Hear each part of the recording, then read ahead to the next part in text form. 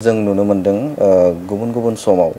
जे लाइमोनफोरखौ राजखान्थि बिथिङाव जों सोसननायखौ नुनो मोनदों जे गोनांथिथार दं नामा जे लाइमोनफोरा बे राजखान्थि हानजायाव हाबनाय नोंथांमोननि इउपिपिएल राजखान्थि हानजा आरो गुबुन फारसेथिं जों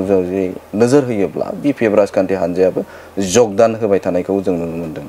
आरो बेवहाय मोनसे सोंथि जाखाङो जिहेते लाइमोनफोरा नैबे समाव बिथांमोना जइन जाखांनायनि उनाव जगदान जाखांनायनि उनाव बिथांमोना मेडियानि सिगाङाव बा समाजारि बिजोङाव बिथांमोना बुङो जे बर' हारिखौ सिबिनो थाखाय जोङो नैबे समाव राजखान्थियाव जगदान होदों राजखान्थियाव जगदान होनानै बिथांमोना जातिखौ हारिखौ सिबिनो हायो नामा मा बुंगोन सासे नोंथाङा सानथौगिरि हिसाबै राजनितियाव जगदान खालामनानै जातिखौ सिबिनो हाया होननायबो गैया राजनितिजोंनोल'जों जे जाति सिबिनायबो जायो बेबो बाथ्राया सैथो नङा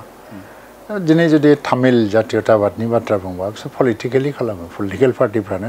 तामिल जातीयताबादखौ लाखियो आरो केरेलानि बाथ्रायाबो बेहायनो फैयो बा गुबुन हारिनि बाथ्रा खिन्थु बे कन्टेक्सटा एसे आलादा आलादा आरो जों बेसेबां पपुलेसन दङ जों बेसेबां डमिनेटिं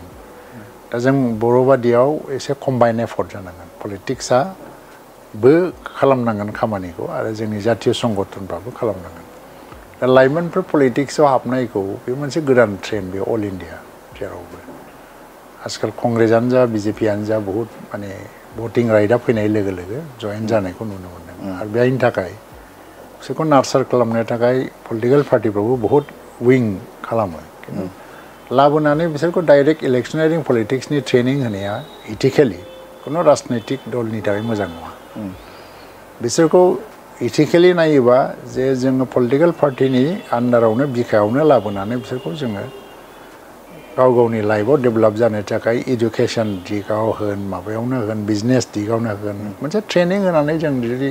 जेनेरेसन मोजां डेभेलप खालामनो हायोबा राजनितियाव फैनानैबो बेखौ सोलोंनो हायोबा मेनेजमेन्टनि दिगावनो होन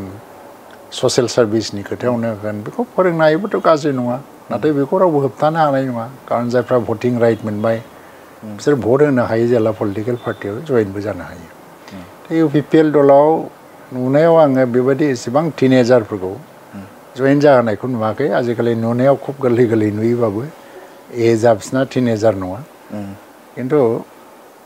हानायमानि बेखौ बांद्राय टिनेजारफोरखौ पलिटिकेल पार्टियाव लाबोनाया आं बेक्तिगतभाबै बारा सापर्ट खालामा आरो जायफ्रानाखि बिल' एज भटिं राइटबो मोनाखै बे आरो ओमफ्राय लाइमोनफ्रा दिनै जुदि पलिटिकेल पार्टियाव जइन जानानै बे बाथ्राखौ बुंदोंबा बिसोरखौ बिदियैनो फोरोंनाय जादों